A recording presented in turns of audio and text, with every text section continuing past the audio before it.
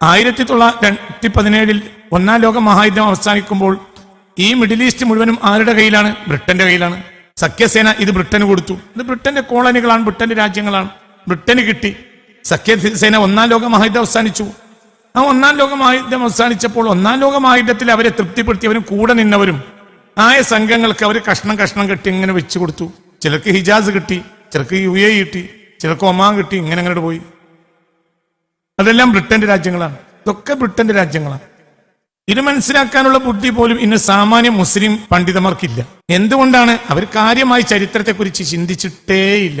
ചിന്തിച്ചവരാകട്ടെ സാമ്പ്രദായികമായ ഒരു വഹാബി ചരിത്രത്തെ മൂളുക മാത്രമാണ് ചെയ്തിട്ടുള്ളത്.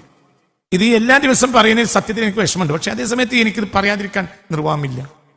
ഈ വിഷയത്തിൽ എനിക്ക് വേദന, വെറുപ്പാണോ വേദന എന്താ എനിക്ക് മനസ്സിലാവുന്നില്ല. ഈ 1 നൂറ്റാണ്ട് കാലം കഴിഞ്ഞു പോയ മുസ്ലിം കമ്മ്യൂണിറ്റിയിലെ ഒരു സമൂഹം കാര്യമായി ഇതിൽ ഒന്നും ചെയ്തില്ലല്ലോ എന്നതിൽ വേദനയാണെന്നാണോ വെറുപ്പാണെന്ന് പറഞ്ഞാൽ എനിക്കത് അറിയൂല. പിന്നെ എല്ലാവരെയും അതിനെ കുറ്റപ്പെടുത്തുന്നതിൽ അർത്ഥമില്ല. എന്തുകൊണ്ട്? ഒരു കാലഘട്ടത്തിൽ ബ്രിട്ടന്റെ ഖിലാഫത്ത് ബ്രിട്ടൻ തകർത്തു.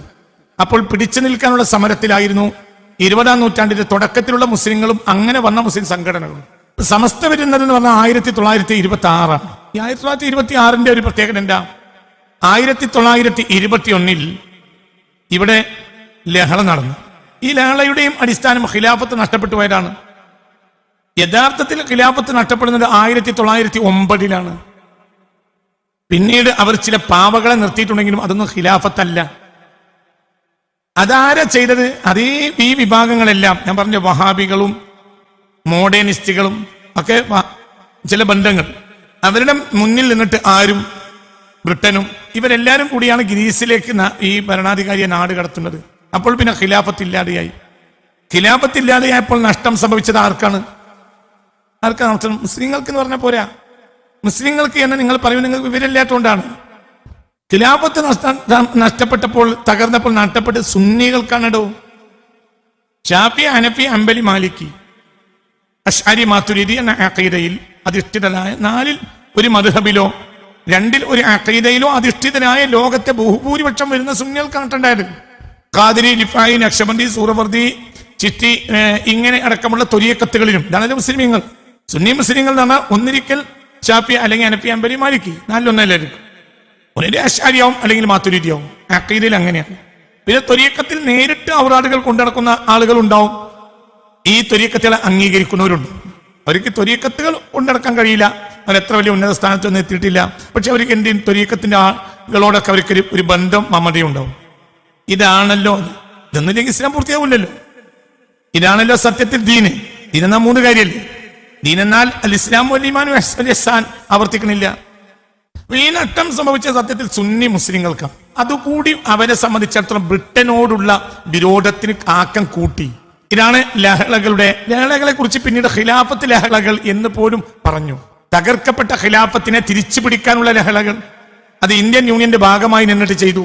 അതൊരു ഭാഗത്ത് സ്വാതന്ത്ര്യ സമരമാണ്, ഒരു ഭാഗത്ത് ഖിലാഫത്ത് തകർന്നതിനുള്ള അമർഷാണ്, ഒരു ഭാഗത്ത് ബ്രിട്ടീഷ് വിരുദ്ധതയാണ്. ഈ നിലയ്ക്ക് തന്നെയാണ് അതിനെ കാണേണ്ടത്. പിന്നെ അവരെ സംബന്ധിച്ചിടത്തോളം അവർ മിസ്ഗൈഡ് ചെയ്യപ്പെട്ടു. ഒരു കൃത്യമായ നേതൃത്വം, ബൗദ്ധികമായ ഒരു നേതൃത്വം അവർക്കില്ലാതെ വന്നപ്പോൾ ലഹളകൾ പലയിടത്തും മിസ്ഗൈഡ് ചെയ്യപ്പെട്ടു. അത് വേറെ വിഷയം. ലഹളയുടെ ചരിത്രം അല്ലല്ലോ പറയുന്നത്, അതാണ് സത്യം.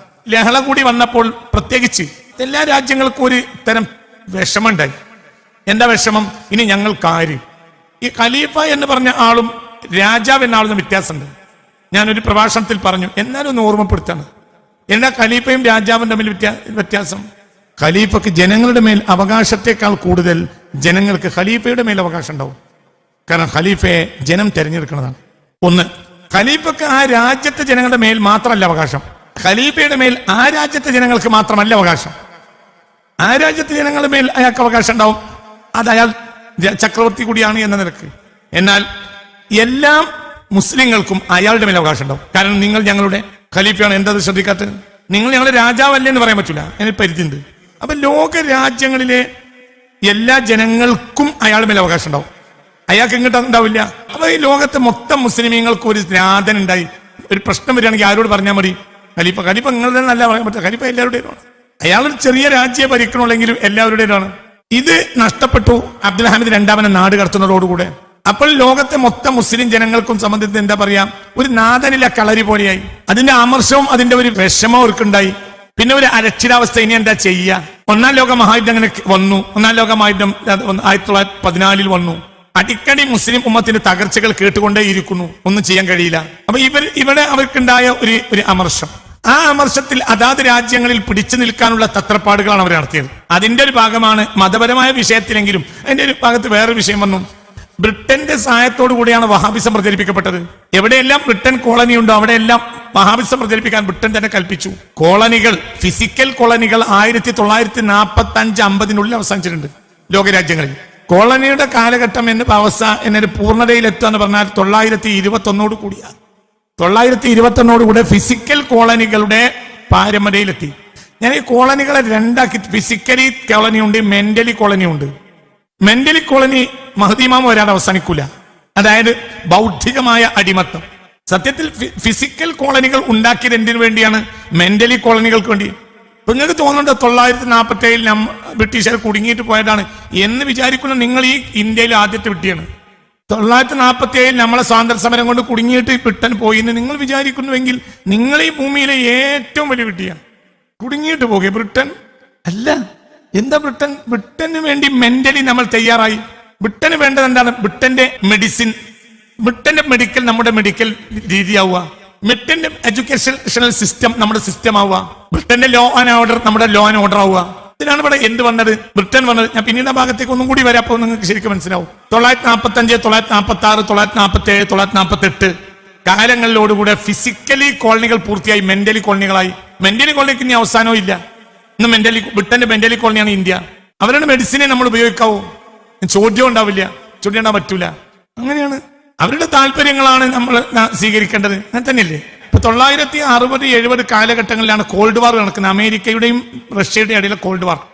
ഈ കോൾഡ് വാർ സമയത്ത് ഞങ്ങളോട് വഹാബിസം പ്രചരിപ്പിക്കാൻ വേണ്ടി അമേരിക്ക നിർബന്ധിച്ചു, ബ്രിട്ടനും അമേരിക്കയും നിർബന്ധിച്ചു എന്ന് പറയുന്നത് ഇപ്പോൾ ഒരു രാജ്യത്തിന്റെ ഭരണാധികാരിയാണ്.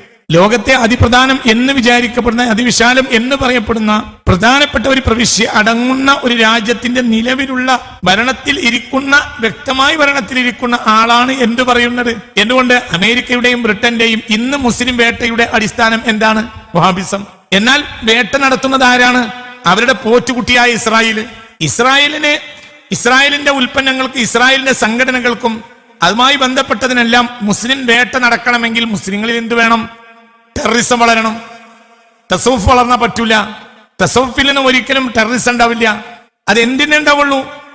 അതൊരു മിലിറ്റന്റ് ഇസ്ലാമിൽ നിന്നുണ്ടാവുള്ളൂ. ഒരു മിലിറ്റന്റ് ഇസ്ലാം എന്ന് പറയുന്ന സാധനം എന്താണ് താനും? അത് വഹാബിസാണ്. അന്ന് 1960-കളിൽ വഹാബിസം പ്രചരിപ്പിച്ചത് വലിയ പരാജയമായിട്ടാണ് ഇന്ന് അവര് പറയുന്നത്. അത് പായുകൊണ്ട് പറയാണ്. അതൊക്കെ അതിനൊന്നും നിങ്ങൾ വഞ്ചിതരാകണ്ട, അതൊന്നും നിങ്ങൾ വഞ്ചിക്കണ്ട. എന്തുകൊണ്ട്? അതില്ലാതായ പിന്നെ അവരില്ല. അതിന് വിട്ട വംശീയതകൾ ഇല്ലെങ്കിൽ വർഗീയ സംഘടനകൾക്ക് പ്രസക്തി ഇല്ലാതെയാവും. അതുകൊണ്ട് എത്രയേ മേൽ വംശീയത പ്രചരിപ്പിച്ചോ, അത് ഒരു മതത്തിൽ മാത്രമല്ല എല്ലാ മതത്തിലും വംശീയത ഉണ്ടാവലാണ് വംശീയതയുള്ള ഒരു മതം ചെയ്യുക. കാരണം അവർക്ക് നിലനിൽക്കണമെങ്കിൽ മറ്റു മതങ്ങളിലും വംശീയത രൂപപ്പെടണം. അപ്പൊ അത് കാണിച്ചവർക്ക് മുതലെടുക്കാൻ കഴിയുള്ളൂ. അപ്പൊ എന്തുകൊണ്ട് ബ്രിട്ടന്റെ ചെലവിൽ ലോകരാജ്യങ്ങളിൽ വഹാബിസം പ്രചരിച്ചു? അപ്പോൾ 926 എന്ന് പറഞ്ഞാൽ സമസ്തയുടെ ഒരു പ്രധാന ട്രാക്കാണ്, ഒരു പ്രധാനപ്പെട്ട ഒരു ഡിഫൻസിന്റെ കാലാണ്. എന്തിനെതിരെ?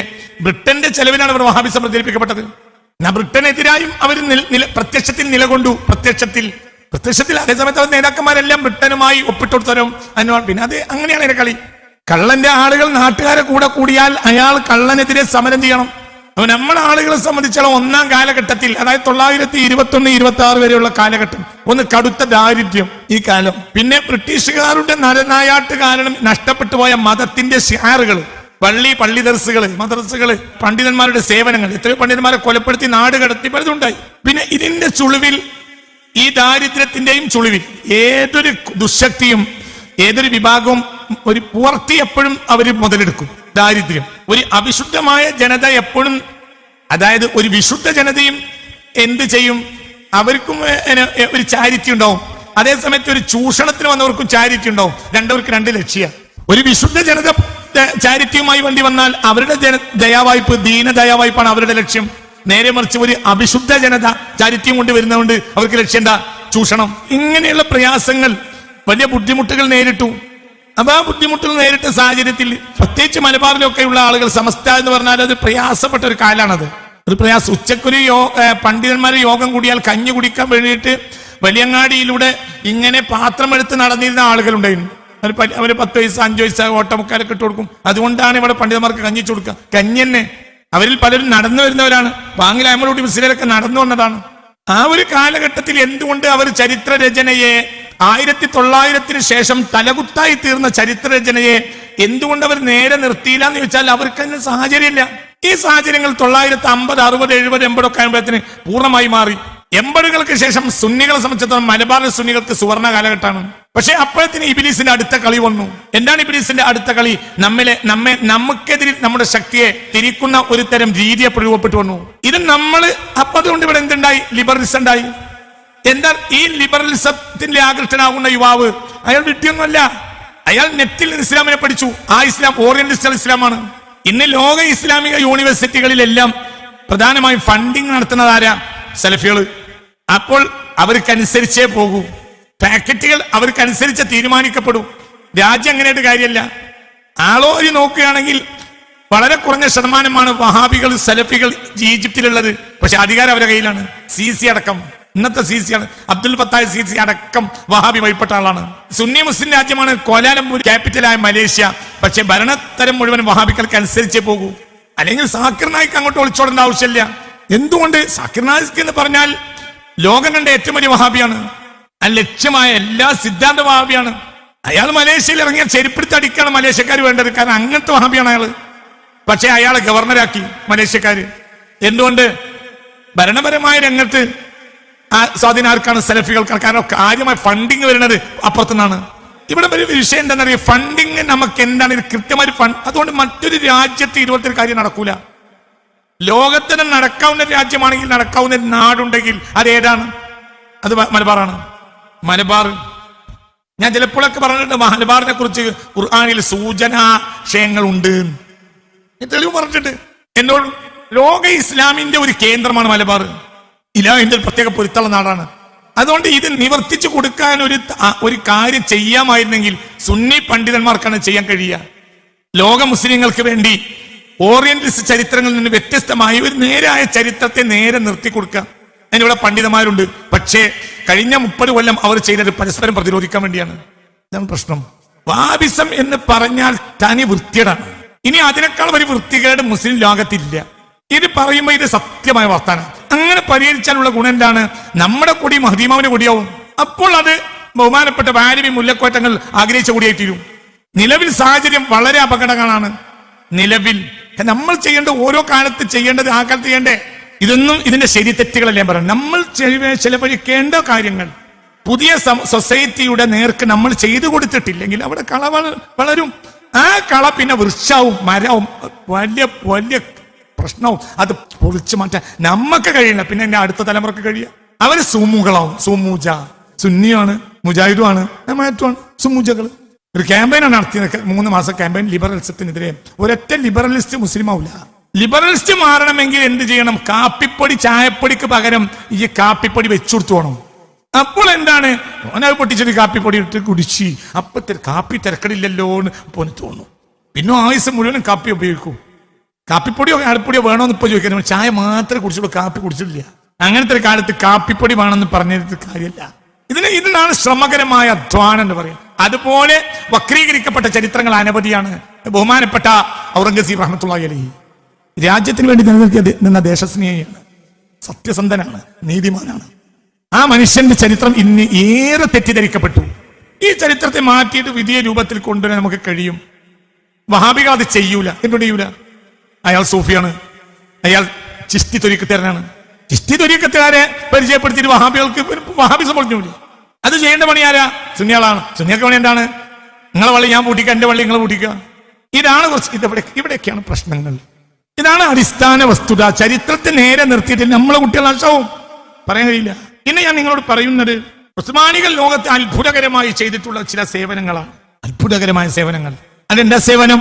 ഏകദേശം 1000 കൊല്ലം മുമ്പ് വരേണ്ട കോളനൈസേഷൻ 1800 ശേഷം വരാനുള്ള സാധ്യതയെ അത്രയും കാലം കോളനൈസേഷനെ തടഞ്ഞു നിർത്തിയത് ഉസ്മാനികളാണ്.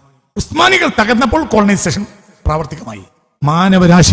രാശിക്ക് ഉസ്മാനികൾ ചെയ്ത സേവനത്തിനേക്കാൾ വലിയ സേവനം എന്ത്, നീ ഒന്ന് പഠിക്കുക. അതായത് കോളനൈസേഷനെ അവർ തടഞ്ഞു നിർത്തി. ഈ കോളനൈസേഷൻ എന്നാൽ എന്താ, അതൊന്ന് പഠിക്കുക. എന്താണ് ഈ കോളനൈസേഷൻ? ഒരു രാജ്യം ഒരു രാജാവ് പിടിച്ചടക്കലല്ല കോളനൈസേഷൻ.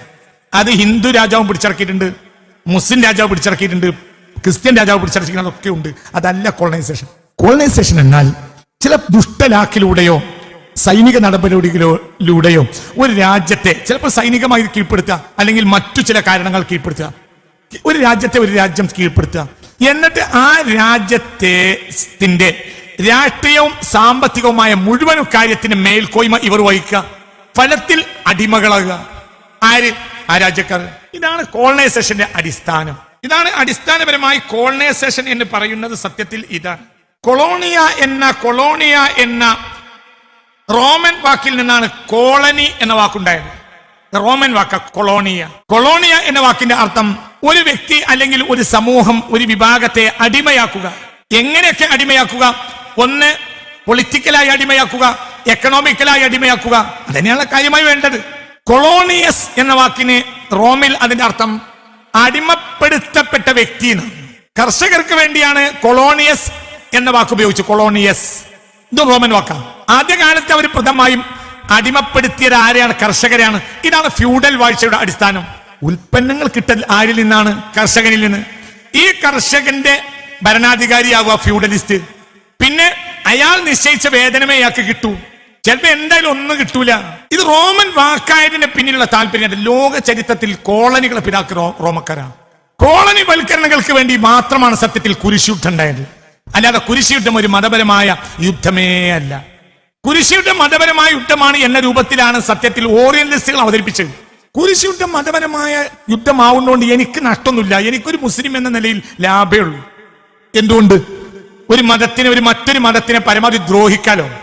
മുമ്പ് ആരെങ്കിലും ഈ വിഷയത്തിൽ ഈ ഒരു മുസ്ലിം എന്ന നിലയിൽ പഠനം നടത്തിയെന്ന് എനിക്കറിയൂല. പക്ഷേ ഞാൻ കുരിശുയുദ്ധം പലപ്പോഴും നിങ്ങളോട് പറഞ്ഞിട്ടുണ്ട്. കുരിശുദ്ധത്തെ ക്രിസ്തുമതത്തിന് മേൽ ചേർക്കുന്നതിൽ താല്പര്യമില്ലാത്ത ഒരു ആളാണ് ഞാൻ. കാരണം ക്രിസ്തുമതത്തിന്റെ സ്വഭാവം അതല്ല, ഇസ്ലാം മതത്തിന്റെ സ്വഭാവം, ഹിന്ദു മതത്തിന്റെ സ്വഭാവം ഒന്നും ഇന്ന് കാണിക്കുന്ന ശൈലികളല്ല. ഇത് റോമൻ താല്പര്യം. BC 400 ഏഷ്യൻ ആഫ്രിക്കൻ രാജ്യങ്ങളിൽ കോളനി ഉണ്ട് റോമക്കാർക്ക്. BC 400 റോമക്കാർക്ക് colony. അപ്പൊ ലോക ചരിത്രത്തിലെ കോളനിയുടെ പിതാക്കളാണ് ആര്? റോമക്കാർ. പിന്നീട് ക്രിസ്തീയ മതത്തെ രാഷ്ട്രവൽക്കരിച്ചതും സ്ഥാപനവൽക്കരിച്ചതും ആരാണ്? റോമക്കാരാണ്. ക്രിസ്തീയ രാജ്യങ്ങളിലേക്ക് കോളനി വൽക്കരണങ്ങളെ ചേർത്ത് പറയപ്പെട്ടു. യഥാർത്ഥത്തിൽ അങ്ങനെയല്ല ഉണ്ടായത്. ശുദ്ധീകരിക്കപ്പെടാത്ത റോമക്കാർ ക്രിസ്തുമതം ഏറ്റെടുത്തു. അപ്പോൾ അവരുടെ ഒരു ദുശ്ശാഠ്യം അവർ ഒഴിവാക്കിയില്ല. അവർ നേരെ യേശുവിന്റെ പേരിൽ ചേർത്തു. മതാധ്യക്ഷന്മാർ ഈ കോളനി വൽക്കരണങ്ങൾക്ക് വേണ്ടി യുദ്ധം ചെയ്തു. ഇനി പറയുന്ന കാര്യങ്ങൾ, ഇനി ഉസ്മാനികൾ എന്ത് ചെയ്തു എന്ന് പറയണമെങ്കിൽ രണ്ട് കാര്യങ്ങളെ പഠിക്കണം. ഒന്ന് കോളനൈസേഷനെ പഠിക്കണം, രണ്ട് ക്രൂസേഡ്സ് കുരിശുയുദ്ധങ്ങളെ പഠിക്കണം. കുരിശുയുദ്ധങ്ങളെ പഠിക്കാതെ ഒരിക്കലും ചരിത്രത്തെ നേരെ നിർത്താൻ നമുക്ക് കഴിയൂല. കുരിശുയുദ്ധത്തിന്റെ കാലഘട്ടം എന്ന് പറഞ്ഞാൽ ഏകദേശം 10ാം നൂറ്റാണ്ട് മുതൽ 17ാം നൂറ്റാണ്ട് വരെ പ്രത്യക്ഷമായും ഇന്നും പരോക്ഷമായും നടക്കുന്നതാണ് ക്രൂസേഡ്സ്. 1000 കൊല്ലത്തിനേറെയുള്ള ചരിത്രം കുരിശുയുദ്ധങ്ങൾക്കുണ്ട്. എന്നാൽ ആ കുരിശുയുദ്ധങ്ങൾ യഥാർത്ഥത്തിൽ ക്രിസ്തുമതത്തിന്റെ യുദ്ധങ്ങളല്ല. എന്നാൽ നടന്നത് മുഴുവൻ ക്രിസ്തുമതത്തിന് പേരിലാണ്. നടത്തിയത് ക്രിസ്തുമത അധ്യക്ഷന്മാരുമാണ്. ചിലപ്പോൾ പോപ്പ് തന്നെ കുരിശുയുദ്ധങ്ങൾക്ക് നേതൃത്വം നൽകി. പോപ്പ് നേതൃത്വം നൽകിയാൽ പോലും അത് ക്രിസ്തുമതത്തിന്റെ തെറ്റല്ല എന്നാണ്. അത് റോമൻ താല്പര്യമാണ്. ഇതിന്റെ പിന്നിൽ എന്താ? കോളനൈസേഷൻ. ഞാൻ നിങ്ങൾ പറയട്ടെ, നിങ്ങൾ വളരെ പഠിക്കണം, ഇരുന്ന് പഠിക്കണം. അല്ലാഹു എല്ലാവർക്കും നാഫിഅ ഇൽമിനെ തരട്ടെ. പശ്ചിമേഷ്യയിലെ, വടക്കൻ ആഫ്രിക്കയിലെ, ഇവിടെ എല്ലാം നൂറുകണക്കിന് കോളനികൾ റോമക്കാർക്കുണ്ട്. BC 400 അലക്സാണ്ടർ വെട്ടിപ്പിടിച്ചതിന് പിന്നെ അലക്സാണ്ടർ താല്പര്യം എന്താ? ഊറ്റിക്കൊണ്ടുപോവാ മാസിഡോണിയയിലേക്ക്. ആ രാജ്യത്ത് സുശക്തവും ഉപകാരപ്രദവുമായ ഒരു ഭരണം നിലനിർത്തേണ്ട താല്പര്യം ആർക്കില്ല? അലക്സാണ്ടർക്കില്ല. അലക്സാണ്ടർ മഹാനായ ചക്രവർത്തിയല്ല, പക്ഷെ റോമക്കാർ അദ്ദേഹത്തെ മഹാനായ ചക്രവർത്തിയാക്കി. റോമൻ താല്പര്യം കോളനൈസേഷനാണ്. ഗ്രേറ്റ് അലക്സാണ്ടർ മഹാനായ ചക്രവർത്തിയല്ല. അലക്സാണ്ടർ വരുന്ന എന്താ? BC 4ാം നൂറ്റാണ്ട്. BC 356 അലക്സാണ്ടറുടെ ജനനം. BC 323 അലക്സാണ്ടറുടെ മരണം. ഗ്രേറ്റ് അലക്സാണ്ടർ BC-ലാണ്. മനസ്സിലായില്ലേ? BC 356 ജനിച്ച് BC 323 33ാമത്തെ വയസ്സിൽ മരിച്ചു അലക്സാണ്ടർ. ഏഷ്യൻ ആഫ്രിക്കൻ രാജ്യങ്ങൾ മുഴുവനും അയാൾ കറങ്ങി. എന്തിന്? ഊറ്റിക്കൊണ്ടുപോവാ. അല്ലാതെ ആ രാജ്യത്തിൽ സുശക്തമായ ഭരണം ഉണ്ടാക്കലോ ഒന്നും അദ്ദേഹത്തിന് ലക്ഷ്യമില്ല. എന്തിന്? ഏഷ്യൻ രാജ്യങ്ങളിൽ അലക്സാണ്ടർ ഭരണകൂടം ഉണ്ടായിട്ടില്ല. ഒരു രാജ്യത്തെ കൊള്ളടിച്ചു പോകും. അലക്സാണ്ടർക്ക് ഒരു ഭരണകൂടം ഉണ്ടായിട്ടില്ല. മാസിഡോണിയയിൽ ഉണ്ട് എന്നല്ലാതെ. മാസിഡോണിയ എന്ന് പറഞ്ഞാൽ കിഴക്കൻ ബാൾക്കൻ യൂറോപ്യൻ രാജ്യങ്ങളിൽ എത്ര പോണ വലിപ്പമുള്ള ഒരു രാജ്യമാണ് എന്ത് മാസിഡോണിയ. ബാൾക്കൻ ഏരിയ കിഴക്കൻ യൂറോപ്യൻ ഭൂപടത്തിലെ ഇത്ര വലിപ്പമുള്ള ഒരു രാജ്യമാണ് മാസിഡോണിയ. അവിടെ അയാൾ ഭരണമുള്ളൂ. പിന്നെന്താ ലോകരാജ്യങ്ങൾ വെട്ടിപ്പിടിച്ച് കൂട്ടിക്കൊണ്ടുപോവാ, അരാജകട്ടുണ്ടാക്കുക. അയാൾക്കൊരു ഭരണകൂടം ഉണ്ടായില്ല. മാസിഡോണിയയിൽ നിന്ന് വന്ന ആളാണ് അയാളുടെ പ്രധാനമന്ത്രി ടോളമി ഒന്നാമൻ. ടോളമിക്ക് ഈജിപ്ത് കണ്ടപ്പോൾ വലിയ താല്പര്യം തോന്നി. പ്രത്യേകിച്ച് അദ്ദേഹത്തിന്റെ ഏരിയ മെഡിറ്ററേനിയൻ സീനോട് ചേർന്ന ഏരിയയിൽ അവർ കൊട്ടാരം കെട്ടി, അവിടെ പാർത്തു. അങ്ങനെ അവർ ടോളമി രാജവംശം ഉണ്ടായി. അലക്സാണ്ടർ രാജവംശം ഇല്ല. ടോളമി ഒന്നാമന്റെ രാജവംശം ഉണ്ടായി. എന്തുകൊണ്ട്? ഈജിപ്തിൽ ആകൃഷ്ടനായി. അവരാണ് അലക്സാണ്ട്രിയ ലൈബ്രറി ഒക്കെ ഉണ്ടാക്കിയത് BC 4-ാം നൂറ്റാണ്ടില്. ടോളമി ഒന്നാമൻ, ടോളമി രണ്ടാമൻ, ടോളമി മൂന്നാമൻ, ഇങ്ങനെ വന്നു. അപ്പൊ അവരുടെ താല്പര്യം എന്തായിരുന്നു? റോമക്കാർക്ക് പണ്ടേ ഉള്ള താല്പര്യമാണ് കോളനൈസേഷൻ. ഒരു രാജ്യത്ത് പോയിട്ട് അവിടുത്തെ രാഷ്ട്രീയ മേൽക്കോയ്മ കൈവശപ്പെടുത്തുക, പണം. ഞാൻ പറയട്ടെ, ഈസ്റ്റ് ഇന്ത്യ കമ്പനി ഇന്ത്യയിലേക്ക് എന്തിനാ വന്ന്? കച്ചവടത്തിന്. പിന്നെ ഇവിടെ എന്താ ചെയ്തത്? അധികാരം പിടിച്ച്. എന്തുകൊണ്ട്? ഒരു കമ്പനിക്ക് എന്തിനാ അധികാരം പിടിച്ചെടുക്കുന്നത്? അത് കോളനൈസേഷൻ ആണ്. അതായത് അവരുദ്ദേശിച്ച രൂപത്തിൽ വിൽക്കാനും വാങ്ങാനും പിന്നെ ഊറ്റിക്കൊണ്ടുപോകാനും അവരാരും കൂടി ആവണം, ഭരണാധികാരി ആവണം. പിന്നെ അവർക്ക് നികുതി ഇല്ലാതാകും അവർ ഭരണാധികാരിയായി. മറ്റുള്ള ഏതു രാജ്യത്തെ ഉൽപ്പന്നങ്ങൾക്കും അവരെ കോളനിയിൽ വമ്പിച്ച നികുതി ഇവർക്ക് വാങ്ങും ചെയ്യാം. അവിടെ രാജാവും ഇല്ല. അവിടുത്തെ രാജാവ് ഒരു പാവയായിരിക്കും. രാജാക്കന്മാർക്ക് ആ കാലത്തുള്ളൊക്കെ എന്താ, ഷിപ്പ് വഴി വരുന്ന സാധനങ്ങൾക്ക് അവരുടെ മാർക്കറ്റിൽ എന്ത് ഉണ്ടാവുക? പിന്നെ വലിയ നികുതി ഏർപ്പെടുത്തും. ആ നികുതി കൊണ്ടാണ് രാജ്യം നടന്നു പോവാ. പ്രത്യേകിച്ച് കോസ്റ്റൽ ബെൽറ്റ് മൊത്തം അങ്ങനെയാണ്. ഈസ്റ്റ് ഇന്ത്യ കമ്പനി കച്ചവടത്തിന് വന്നു, പിന്നെ രാജ്യം അടിപ്പെടുത്തി. എന്തുകൊണ്ട്? ഒന്ന് സാമ്പത്തിക ചൂഷണം. ഈ സാമ്പത്തിക ചൂഷണം പൂർത്തിയാക്കണമെങ്കിൽ എന്ത് വേണം? പൊളിറ്റിക്കൽ മേൽക്കോയ്മ വേണം. തന്നെ കോളനൈസേഷൻ. ഇതാണ് പോർച്ചുഗീസുകാർ ചെയ്തത്, ഇതാണ് ഡച്ചുകാർ ചെയ്തത്, ഇതാണ് ഫ്രഞ്ചുകാർ ചെയ്തത്, ഇതാണ് റോമക്കാർ ചെയ്തത്, ഇതാണ് ബ്രിട്ടീഷുകാർ ചെയ്തത്. സൂര്യൻ അസ്തമിക്കാത്ത ബ്രിട്ടീഷ് സാമ്രാജ്യം എന്ന പേര് ബ്രിട്ടന് കിട്ടുന്ന ഏതാ വർഷം? 1921. അതിന്റെ മുമ്പ് അത് കിട്ടിയില്ല. എന്തുകൊണ്ട് കിട്ടിയില്ല? അതുകൊണ്ട് അതിന്റെ മുമ്പ് ഉസ്മാനിയ ഖിലാഫത്ത് വ്യാപിച്ചു കിടക്കാണ്. അവിടെ രാജ്യങ്ങൾ കോളനിയാക്കാൻ പറ്റൂല. ഒന്നാം ലോകം ഉസ്മാനിയ ഖലീഫയെ നാട് കടത്തി. 1917 ആയപ്പോഴത്തേന് ഒന്നാം ലോക മഹായുദ്ധത്തിൽ ഉസ്മാനി രാജ്യങ്ങളെ തകർത്തു. പിന്നെ ആ ഉസ്മാനി രാജ്യങ്ങൾ മുഴുവനും ഇവരെ എന്താക്കി? എന്താക്കി കുട്ടി? കോളനികളായി ഇവരെ സൈന്യ ഇരച്ചൽ കയറി. അപ്പോൾ 17 ഒന്നാം ലോക മഹായുദ്ധം അവസാനിച്ചു. 21 ആയപ്പോഴത്തേന് കോളനൈസേഷൻ പൂർത്തിയായി. അന്ന് ബ്രിട്ടന് കിട്ടിയ പേരാണ് എന്ത്? ഉസ്മാനികൾ ഭരിക്കുമ്പോൾ ഇവർക്ക് ആ പേരില്ല, കിട്ടൂല. എന്തുകൊണ്ട്? ലോകത്തെ അങ്ങനെ കോളനി രാജ്യമാക്കാൻ അവർ സമ്മതിക്കൂല. ഉസ്മാനി ഭരണാധികാരികൾ അവസാന കാലത്ത് ദരിദ്രന്മാരായിട്ട് ജീവിച്ചു. എന്തുകൊണ്ട്? ഒരു രാജ്യത്തിന് അവർ ഊറ്റിക്കൊണ്ടുപോകില്ല, പകരം വിട്ടുകൊടുക്കുകയുള്ളൂ. അപ്പൊ അവർക്ക് വരുമാനം കുറവ്. അതേസമയത്ത് അദ്ദേഹത്തിന് ബ്രിട്ടന്റെ കോളനികൾ കയറി കുറച്ച് വന്നിട്ടുണ്ട്. ബ്രിട്ടന് വൻ വരുമാനം. ലോകത്തെ ഏറ്റവും കൂടുതൽ രാജ്യങ്ങളുള്ള ഉസ്മാനികൾ ദരിദ്രന്മാര്, കുറഞ്ഞ രാജ്യങ്ങൾ കോളനിയുള്ള ബ്രിട്ടൻ വമ്പൻ സമ്പത്ത്. എന്താ കാരണം? കോളനൈസേഷൻ. ഉസ്മാനികൾ എന്ത് ചെയ്തിട്ടില്ല? ഒരു മുസ്ലിം രാജാവ് കോളനൈസേഷൻ ചെയ്തിട്ടില്ല. ഇല്ല. ഒരു മുസ്ലിം രാജാവ് ലോകത്തെ ഒരു രാജ്യത്തെ കോളനിയാക്കിയിട്ടില്ല. അത് ആക്കിയാൽ ഇസ്ലാമിന് എതിരെ നിൽക്കുള്ളൂ. പണ്ഡിതന്മാർ എതിരെ പത്ത് കൊടുക്കും. എന്തുകൊണ്ട്? ഒരു രാജ്യത്തെ വിഭവങ്ങളെ ചൂഷണം ചെയ്യാൻ ഏത് രാജ്യമാണെങ്കിലും ഇസ്ലാമിക ഫിഖ് അംഗീകരിക്കും? ഇല്ല, ഹറാമല്ല. ഇതന്നെ ഇവിടെ മുഗളന്മാർ വന്ന് മുഗളന്മാർ ഇവിടെ എന്താക്കിയിട്ടില്ല. മുഗളന്മാർ വരുന്നത് ബാബറുടെ കാലത്താണ്. അന്ന് ലോകത്തെ ഏറ്റവും ദരിദ്ര രാജ്യങ്ങളിൽ ഒരു രാജ്യമാണ് ഇന്ത്യ. മുഗളന്മാർ ഇവിടെ വരുമ്പോ ലോകത്തെ ദരിദ്ര രാജ്യങ്ങളിൽപ്പെട്ട ഒരു രാജ്യമാണ് ഇന്ത്യ. ആ വർഷം നീ അടുത്തരാം.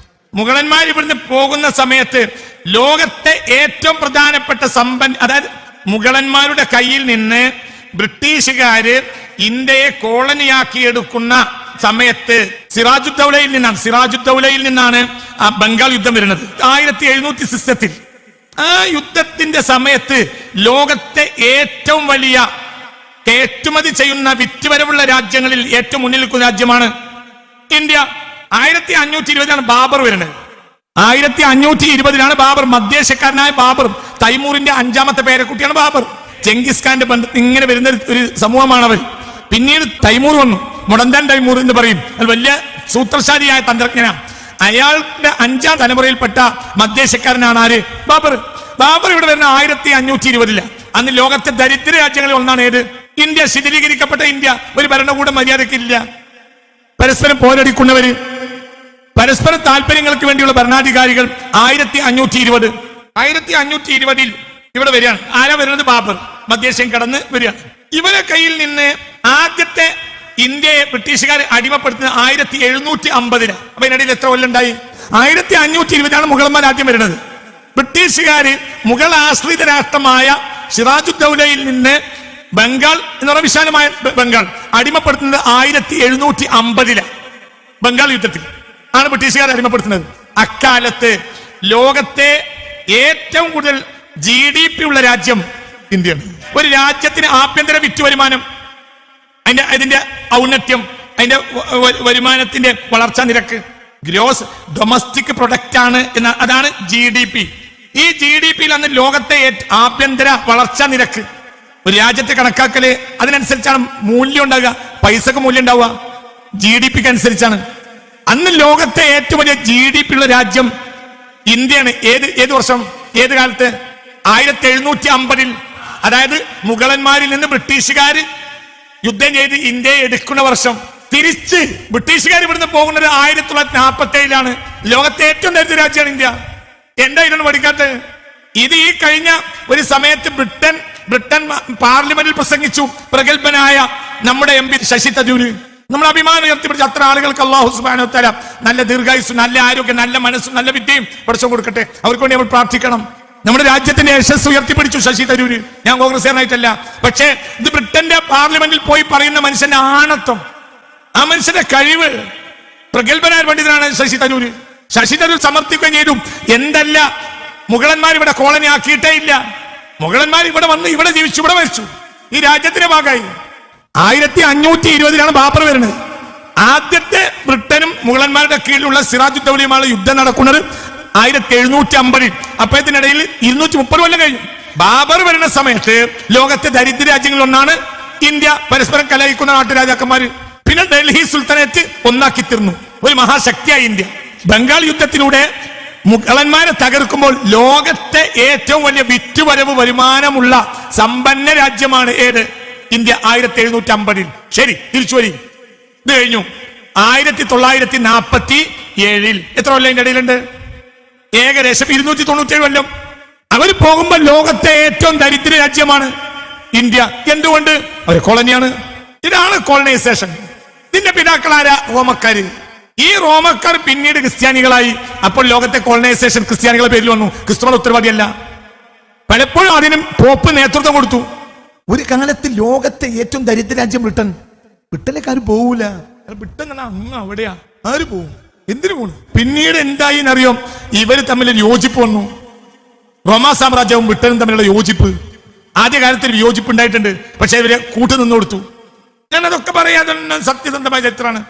അപ്പൊ ഇതാണ് കോളനൈസേഷന്റെ ചരിത്രം എന്ന് പറഞ്ഞാൽ അത് ശരിക്കും നമ്മൾ മനസ്സിലാക്കണം. ഉസ്മാനികളെ പരിചയപ്പെടുത്തുന്നിടത്ത് നിങ്ങൾ മനസ്സിലാക്കേണ്ട ഒരു കാര്യം, 1000 കൊല്ലം കോളനൈസേഷൻ തടഞ്ഞത് ആരണ്യ?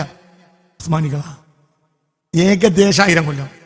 ഇനി ഞങ്ങൾ കൃത്യമാക്കി പറഞ്ഞാൽ ഒരു 800 കൊല്ലെങ്കിലും. 1000 കൊല്ലം എന്നും പറഞ്ഞാൽ അതൊരു തെറ്റല്ല. ഈ കോളനൈസേഷന് വേണ്ടി ഉണ്ടാക്കിയതാണ് കുരിശുയുദ്ധങ്ങൾ. കുരിശുയുദ്ധങ്ങളെ പറ്റി നിങ്ങൾ ഈ നമ്മളാളുകൾക്കും ക്രിസ്ത്യാനികൾക്കും ഹിന്ദുക്കൾക്കുള്ള ധാരണ എന്താ? മുസ്ലിങ്ങളും ക്രിസ്ത്യാനികളും ഇത് ഈ രൂപത്തിൽ കൊണ്ടുവന്നത് ബ്രിട്ടീഷ് ചരിത്രകാരന്മാരാണ്. എന്തുകൊണ്ട്? അന്ത്യനാൾ വരെ എന്നെയോ യോജിക്കാൻ നമ്മൾ പാടില്ല. കുരിശുയുദ്ധം ഒരിക്കലും മുസ്ലിങ്ങളും ക്രിസ്ത്യാനികളും നടത്തിയ യുദ്ധമേ അല്ല. റോമാ സാമ്രാജ്യത്തിന്റെ പൊളിറ്റിക്കലി എക്കണോമിക്കലി താല്പര്യത്തിന് വേണ്ടി അവർ നടത്തിയ കോളനിവൽക്കരണങ്ങൾക്ക് മതാധ്യക്ഷന്മാർ കൊടുത്ത മതപരമായ പിന്തുണയിലൂടെ ഉണ്ടായിട്ടുള്ളതാണ് എന്ത്? തന്നെ കുരിശുദ്ധം. അതെന്നെ 1096 സത്യത്തിൽ കൃത്യമായി പറഞ്ഞ 1099 ജെറൂസലേം മോചിപ്പിക്കുക എന്ന ലക്ഷ്യത്തിന് വേണ്ടിയാണ് കുരിശുദ്ധം ആദ്യമായി ജെറൂസലേമിൽ വരുന്നത്. കുരിശ് കെട്ടിക്കൊടുത്ത് ജെറൂസലേം മോചിപ്പിക്കാൻ വേണ്ടി. ജെറൂസലേമിൽ അന്നൊരു പ്രശ്നവും ഇല്ല, ഒന്നുമില്ല. മുസ്ലിങ്ങളും ക്രിസ്ത്യാനികളും ജൂതന്മാരും നല്ല നിലക്ക് സന്തോഷമായി കഴിഞ്ഞു വരികയാണ്. അവിടെയാണ് കുരിശും കെട്ടിക്കൊടുത്ത് യൂറോപ്യന്മാർ നേരെ എങ്ങോട്ട് വന്നത്? പോപ്പിന്റെ നേതൃത്വത്തിൽ. അവർക്കൊക്കെ ഭീമമായ തെറ്റുപറ്റി എന്നത് പിൽക്കാലഘട്ടത്തിൽ ക്രിസ്തീയ ചരിത്രകാരന്മാർ രേഖപ്പെടുത്തിയ ഞാൻ വായിക്കാം. എന്റെ അഭിപ്രായമല്ല, തെറ്റാണ് അവർക്ക് പറ്റിയത്. അതൊരിക്കലും പോപ്പോ മതമോ അതിന് കൂട്ടുനിന്ന് കൊടുക്കാൻ പാടില്ലായിരുന്നു. അതിന് പിന്നിൽ എന്താണ്? രാഷ്ട്രീയ താല്പര്യം, സാമ്പത്തിക താല്പര്യം, ചൂഷണം, അല്ലാതെ ഒന്നുമില്ല. ഇനി ഇവിടെ വേറെ രസം എന്താണെങ്കിൽ 1099 ഇവര് വരുന്ന 96 മുതൽ ഇതിന്റെ കുറച്ച് നേരത്തെ ഉണ്ട്. വരുന്ന വഴിയിൽ അവർ കണ്ട ക്രിസ്ത്യ രാജ്യങ്ങളിലുള്ള ക്രിസ്ത്യാനികളെ വരെ കൊന്നു. 1099 അവർ ജെറൂസലേമിൽ വന്നിട്ട് ഒരു പകലിൽ 60,000 ആളെ കൊണ്ടതിൽ നല്ലൊരു ശതമാനം ആരുമുണ്ട്, ക്രിസ്ത്യാനികളുണ്ട്.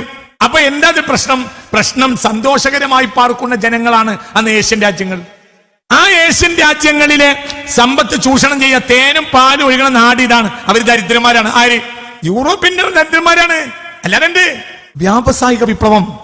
വ്യാവസായിക വിപ്ലവത്തെ പിന്നീട് അതിന് പരിഹാരം ഉണ്ടാക്കിയത് കോളനൈസേഷനാണ്. അതായത് വ്യാവസായിക വിപ്ലവം യൂറോപ്പിൽ വന്നപ്പോൾ ഏകദേശം 15, 16, 17 നൂറ്റാണ്ടുകളൊക്കെ വ്യാവസായിക വിപ്ലവം വന്നു.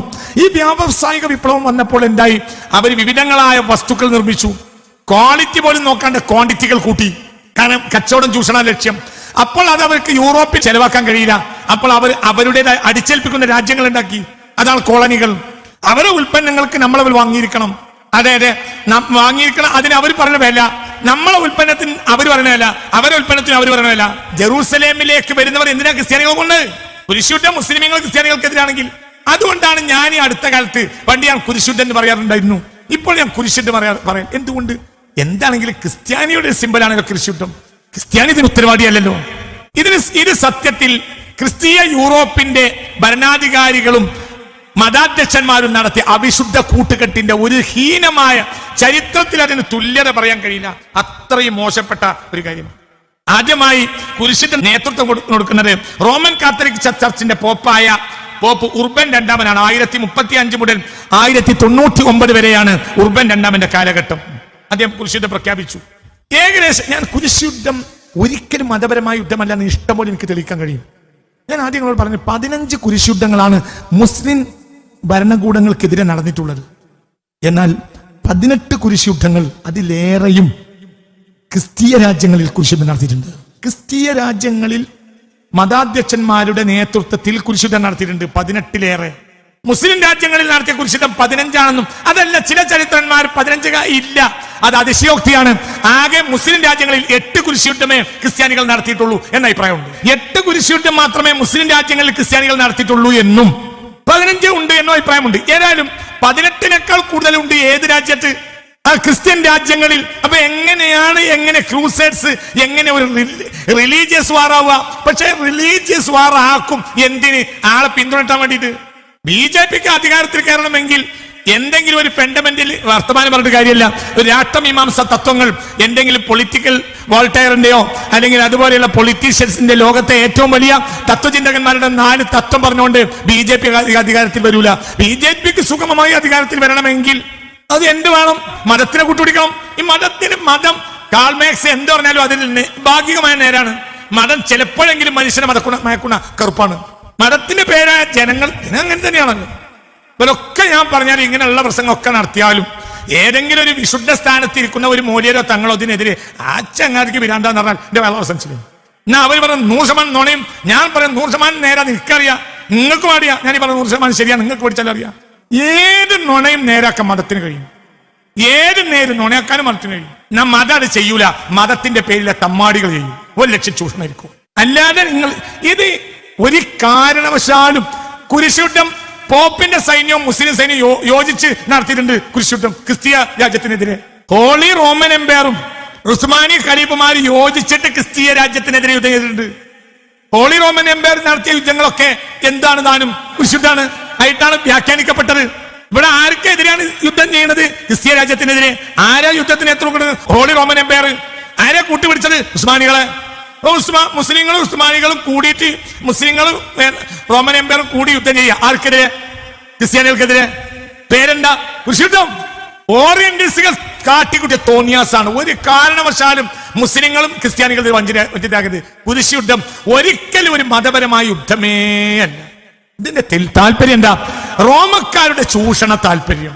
കോൺസ്റ്റാന്റിൻ ചക്രവർത്തിയോട് കൂടെ AD 4-ാം നൂറ്റാണ്ടിൽ ക്രിസ്തുമതം അവിടെ പോയി പെട്ടുപോയി. ഏറ്റവും ആദ്യത്തെ കോളനിവൽക്കരണം അവരാണ് നടത്തിയതും. അത് തന്നെ 18-ലേറെ കുരിശുദ്ധങ്ങൾ ഞാൻ വായിക്കാം. ഓക്സ്ഫോർഡ് യൂണിവേഴ്സിറ്റി ചരിത്ര വിഭാഗം പ്രൊഫസറും പ്രഗത്ഭ ക്രിസ്ത്യാനിയുമായ കുരിശുദ്ധ ചരിത്രാഖ്യാനത്തിൽ പ്രഗത്ഭനായ ക്രിസ്റ്റഫർ ടയർമാൻ എന്നൊരാളുണ്ട്. അയാൾ മരിച്ചിട്ടില്ല, ജീവിച്ചിരിക്കുന്നു. അയാൾ പ്രഗത്ഭനായ ഒരു ക്രിസ്ത്യാനിയാണ്. അയാള് കുരിശുദ്ധത്തിൽ പ്രത്യേകമായ പഠനം നടത്തിയ ലോകത്തെ ഇന്ന് അതിപ്രധാനപ്പെട്ട ഒരു ഉന്നതനായ പ്രൊഫസറാണ്. അദ്ദേഹം ഓക്സ്ഫോർഡ് യൂണിവേഴ്സിറ്റി ചരിത്ര വിഭാഗം പ്രൊഫസറാണ്. അദ്ദേഹം 1953 അയാൾ ജനിക്കുന്നത് മരിച്ചിട്ടില്ല. ഇദ്ദേഹത്തിന്റെ 2006 പുറത്തിറങ്ങിയ ഒരു പുസ്തകമുണ്ട്, ക്രൂസൈഡ്സ് അഗെയിൻസ്റ്റ് ക്രിസ്ത്യൻസ് എന്നാണ് അതിന്റെ പേര്. ക്രിസ്ത്യാനികൾക്കെതിരെയുള്ള കുരിശുയുദ്ധങ്ങൾ എന്നതിന്റെ പേര്. കുരിശുയുദ്ധങ്ങൾ പഠിക്കുന്നത് വരെയും സത്യത്തിൽ ക്രിസ്ത്യതയോട് ഈർഷ്യണ്ടായിരുന്നു. ഞാനത് പഠിച്ചപ്പോൾ എനിക്കൊരു ദേഷ്യവുമില്ല. എന്തുകൊണ്ട്? സത്യം കാരണം അവര് വന്നിട്ട് എന്തൊക്കെയാ ചെയ്തത്? ഇത് ചെയ്തിട്ടുണ്ട്, പക്ഷെ ചെയ്തത് ആരല്ല? ക്രിസ്തുമതല്ല. പിന്നെ ആരാ? റോമക്കാരുടെ താല്പര്യം. പോപ്പ് വരെ നേതൃത്വം നൽകി.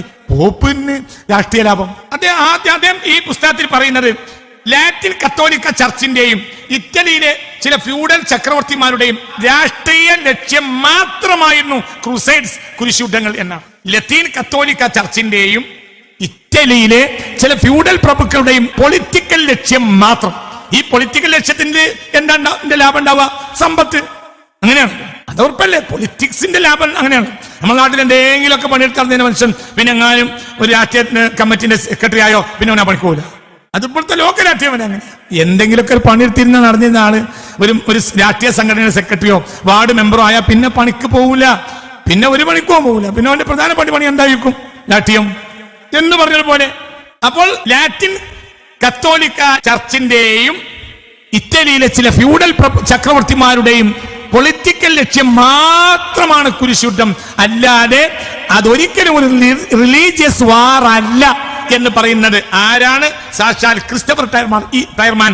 അദ്ദേഹം ഇന്ന് ലോകത്ത് ഏറ്റവും കൂടുതൽ കുരിശുയുദ്ധങ്ങളെ കുറിച്ച് പഠനം നടത്തിയ പ്രഗത്ഭനായ പണ്ഡിതൻ. ഈ വിഷയത്തിൽ തിരിച്ചറിവ് യൂറോപ്പിലെ ക്രിസ്ത്യാനികൾക്ക് ഉണ്ടായിട്ടുണ്ട്. അതായത് ഇത് റോമിന്റെയും പോപ്പടക്കമുള്ള ചില മതാധ്യക്ഷന്മാരുടെയും രാഷ്ട്രീയ സാമ്പത്തിക താല്പര്യങ്ങൾ മാത്രമാണ് ക്രൂസൈഡ്സ് എന്ന് മനസ്സിലാക്കിയ പല ജനങ്ങളും പല രാജ്യങ്ങളും പിന്നീട് കുരിശുയുദ്ധത്തിന് വിട്ടുന്നു. അപ്പോൾ റോം എന്ത് ചെയ്തു? അവർക്കെതിരെ യുദ്ധം ചെയ്തു. അതാണ് ക്രിസ്ത്യാനികൾക്കെതിരെ കുരിശുയുദ്ധങ്ങൾ. ഇതിന് ഇനി ഞങ്ങളെ കിട്ടൂല എന്ന് അവർ പറഞ്ഞു. അത് സ്വാഭാവികമായ പ്രശ്നം ഉണ്ടാവും. പിൽക്കാലഘട്ടത്തിൽ യൂറോപ്പിലെ ക്രിസ്ത്യാനികൾ കുരിശുയുദ്ധങ്ങൾ അംഗീകരിച്ചിരുന്നെങ്കിലും ഇത് അദ്ദേഹം ഈ പുസ്തകത്തിൽ വിശദീകരിക്കുന്നുണ്ട്. സഭയുടെയും രാജാക്കന്മാരെയും ഉദ്ദേശശുദ്ധിയുടെയും രാഷ്ട്രീയ താല്പര്യങ്ങളെ ചോദ്യം ചെയ്യുകയും അതിന്റെ ഫലമായി ജനങ്ങൾ മാറി നിൽക്കുകയും ചെയ്തപ്പോൾ ഹോളി റോമൻ എംപയർ സഭ, കത്തോലിക്ക സഭ അവർക്കെതിരെ 18ലേറെ കുരിശുയുദ്ധങ്ങൾ നടത്തിയിട്ടുണ്ട്. 18 വ്യക്തന്റെ കൈതനുണ്ട്, അതിലേറെ ഉണ്ടെന്നും അഭിപ്രായങ്ങളുണ്ട്. അതേ സമയത്ത് മുസ്ലിങ്ങൾക്കെതിരെ നടന്ന കുരിശുയുദ്ധം എത്രയേ ഉള്ളൂ? 8 അഭിപ്രായം, ഏറെ 15. അപ്പൊ ഇതിനർത്ഥം എന്താ? മുസ്ലിം രാജ്യങ്ങളിലെ സമ്പത്ത് കീഴടക്കുക, അതിനുവേണ്ടിയുള്ള അധിനിവേശം, കണ്ണുകടി. അന്ന് ഒന്നുമില്ലാത്ത രാജ്യങ്ങളാണ് എന്ത്? യൂറോപ്പ്. അന്ന് തേനും പാലും ഒഴുകുന്ന രാജ്യങ്ങളാണ് ഇത്.